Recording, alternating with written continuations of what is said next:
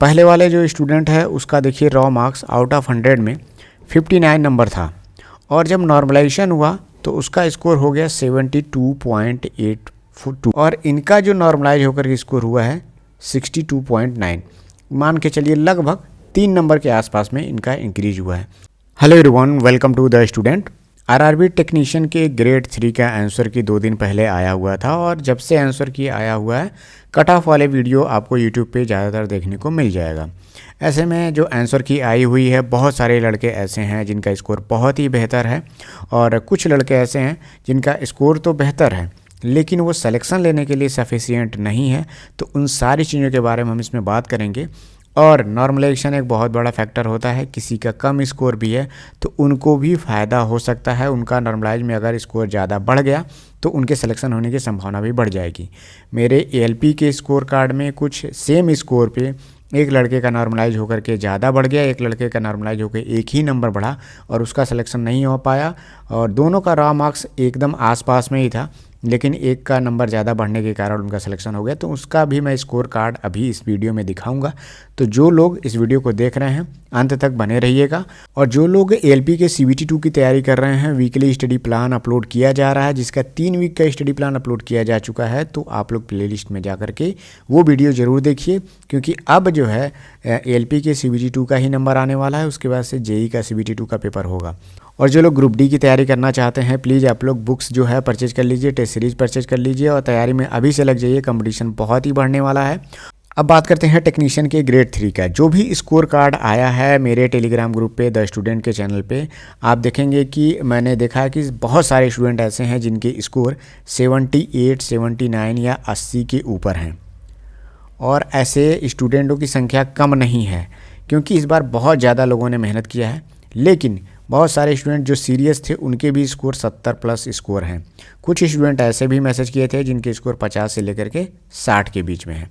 हालांकि इन लोगों ने भी तैयारी किया, 70 वाले लोगों ने भी तैयारी किया और 78, 80 लोगों वाले ने भी तैयारी किया, क्योंकि ये पेपर इस बीच में कोई पेपर नहीं था रेलवे का। 3 या 4 सालों बाद पेपर ये हो रहा है कम से कम। तो ऐसे में अगर आपने तैयारी अच्छे से नहीं की, कई लोग थे जो लोग एडमिट कार्ड या फिर नोटिफिकेशन आने के बाद, मतलब लगा कि अब पेपर होना शुरू होगा तब जाकर के सीरियस हुए, तो उनके स्कोर तो जाहिर सी बात है कम आएंगे। जो लोग टेस्ट सीरीज़ पे ध्यान नहीं दिया, रिवीजन नहीं किया उन लोगों ने, वो लोग इधर हैं 50 या 60 के आसपास में हैं। अब आप सोचिए अगर 50 से 60 नंबर पे आपका सिलेक्शन हो जाए तो कितनी सीट रखनी पड़ेगी? कम से कम 4-5 लाख से ऊपर ज़्यादा जो है सीट निकालनी पड़ेगी, तब 50-60 नंबर वाले लड़कों का सिलेक्शन होगा। तो ये स्कोर बिल्कुल भी सफिशिएंट नहीं है, ये लोग तो बिल्कुल भी भूल जाएं। अब बात करते हैं 70 नंबर लाने वाले लड़के और इससे ज़्यादा जो स्कोर लाए हुए हैं। 70 नंबर जितने भी लोग लाए हुए हैं उसमें से संभावना कुछ की बन सकती है, कुछ की नहीं बनेगी। मैक्सिमम जितने भी जोन हैं, मान के चलिए 70 से 80% जो जोन होंगे उसमें कट ऑफ आपका 80 से प्लस स्कोर रहने वाला है। कहीं भी सीट 1000 से ज़्यादा नहीं देखने को मिलेगी। ज़्यादातर हर जगह सीट 300-400 आपकी कैटेगरी में, किसी कैटेगरी में ज़्यादा है, क्योंकि जो लोग यूआर में हैं तो यूआर की कैटेगरी में ही तो आप फाइट करेंगे, किसी एससी की सीट पे तो आप जाएंगे नहीं। तो अपने जोन के यूआर की सीट आप देखिए, कहीं पे 200 सीट है, कहीं पे 300 सीट है। ठीक है, इतनी सीट में अगर आपको लाना है तो 80 से ज़्यादा स्कोर लाना पड़ेगा। पिछली बार मेरे ही जोन में जो गोरखपुर जोन था उसमें 200 सीट थी एसएनटी के लिए, और टेक्नीशियन में जो 10+2 वाली जो सीटें रहती हैं इन सब सीटों में बहुत ज़्यादा फाइट रहता है, क्योंकि हर ग्रुप का, हर ट्रेड का लड़का उसमें फॉर्म भरता है और एलिजिबल होता है, क्योंकि 10+2 फिजिक्स और मैथ्स में सब लोग एलिजिबल होते हैं। 200 सीट था यहाँ पे, कट ऑफ 84-85 प्लस नंबर लाने वाले लड़कों का सिलेक्शन हुआ। अब बात करते हैं कि जब ये क्या था, तब था जब CBT 2 के पेपर हुए एएलपी के, उसमें आपको पार्ट ए भी देना था, पार्ट बी भी देना था। ट्रेड पेपर कई लड़के जो अच्छे थे पार्ट ए में, स्कोर उनका 80 प्लस था और वो लोग पार्ट बी क्लियर नहीं कर पाए, तो वो लोग यहीं पे डिस्क्वालीफाई हो गए। तो जब ये यहीं पे डिस्क्वालीफाई हो गए थे इस 200 सीट के लिए, तो वो लोग फाइट नहीं किए। तो सोचिए ऐसे लड़के भी बहुत सारे थे जो यहीं पे छट गए। तो कुछ लोगों को अच्छे स्कोर लोगों को मौका मिला और सीट तब भी जो देखिए 84-85 प्लस कट ऑफ गया इसका। तो इस बार एक ही पेपर होना है और इसी पेपर पे कोई भी स्क्रीनिंग वाला पेपर तो है नहीं, तो इस बार भी मान के चलिए 80 प्लस आपका कट ऑफ रहने वाला है। किसी जोन में कम भी रह सकता है, लेकिन मैक्सिमम जो संभावना है मुझे जो अंदाज़ा लग रहा है 80 प्लस, कहीं कहीं हो सकता है 90 प्लस भी कट ऑफ चला जाए। अब 90 प्लस तो उतने लड़के नहीं पाएंगे।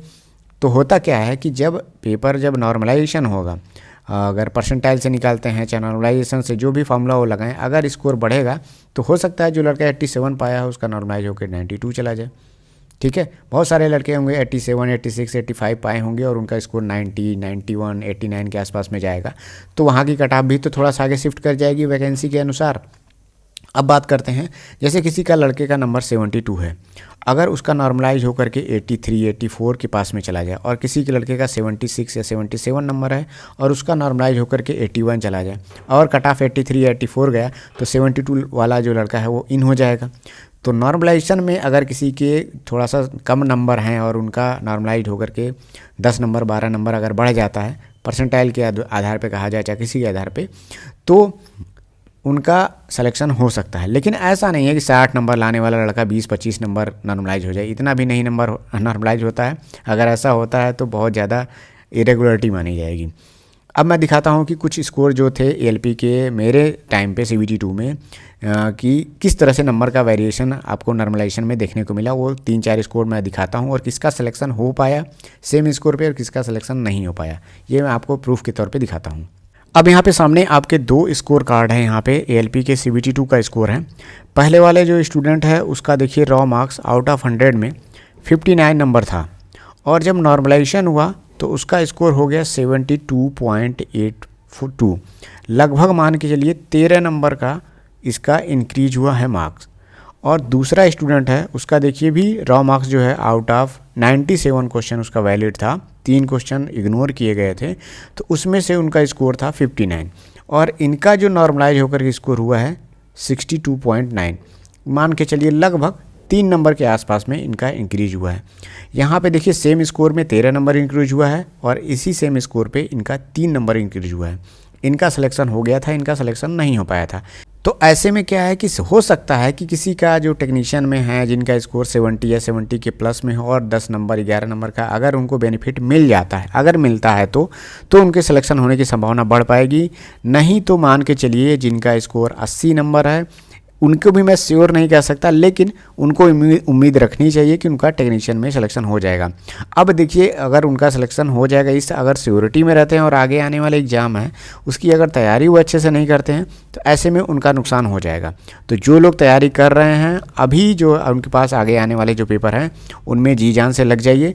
जिनके स्कोर टेक्नीशियन में अच्छे नहीं रह पाए हैं जैसे 71, 72, क्योंकि ऐसे स्कोर पर आपको उम्मीद ज़्यादा नहीं करनी चाहिए।